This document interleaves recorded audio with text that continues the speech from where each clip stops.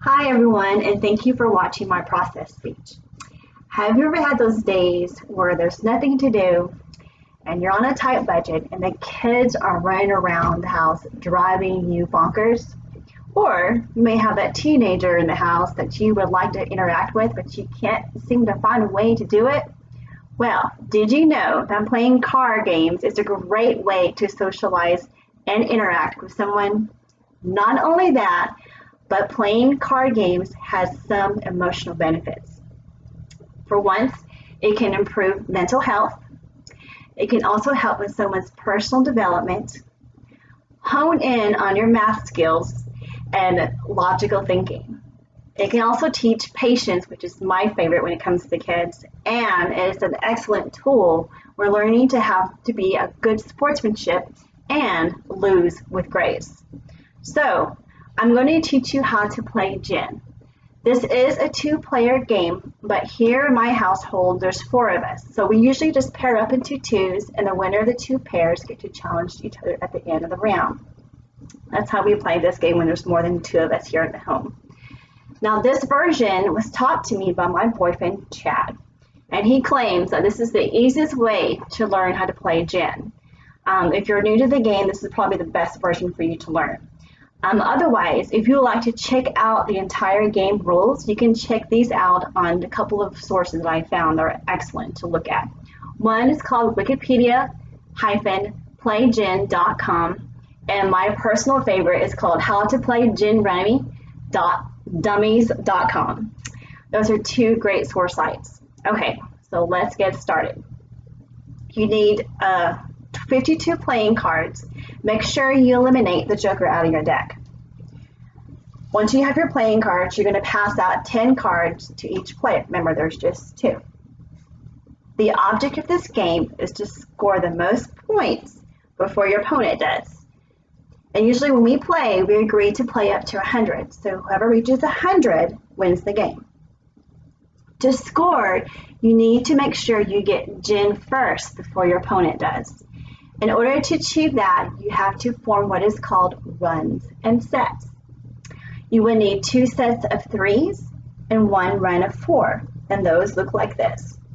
This is called a set of three. These are cards with the same number value with different suits, and you will need to make sure you acquire two of these sets, so two sets of three. The other set you need to acquire is called a run of four.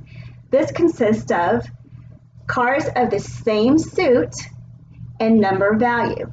They can be a number value in whatever order you want, so long as they are four and they are in the same suit. Okay, so now you know how to achieve gin. So you're ready to play the game. Once your opponent has passed out the cards, you're going to look at your cards. On the deck, you're going to turn over the first card on your deck. This happens to be a 10. The non-dealer gets to decide whether or not they want to grab this card or select a card from the deck. Once they decide what they want to do, they must discard their extra card in a discard pile somewhere.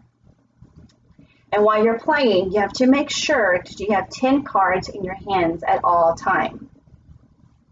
And usually you'll go back and forth until one of you guys hits a gin sequence like the ones I just showed you.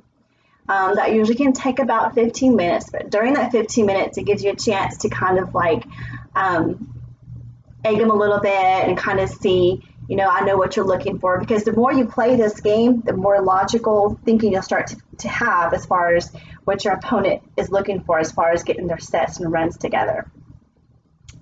Once your opponent has achieved gin or you have achieved gin, you're able to lay down your cards. This is where you get to collect your points. You get to see your opponent's cards. At this point in time, usually they'll have a set or a run to begin with.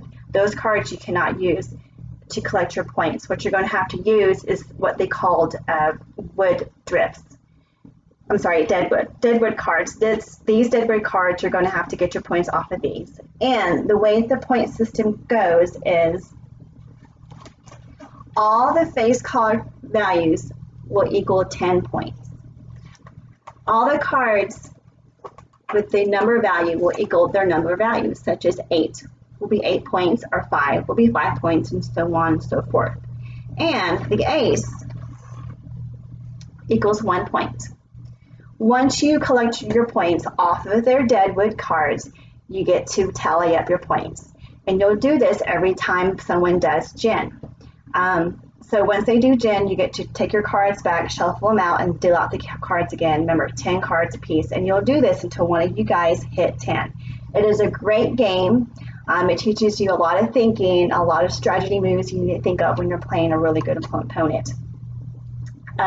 So in conclusion, I hope this quick lesson will help you to play this game, or get you motivated to grab someone and play a game, or another card game for that matter.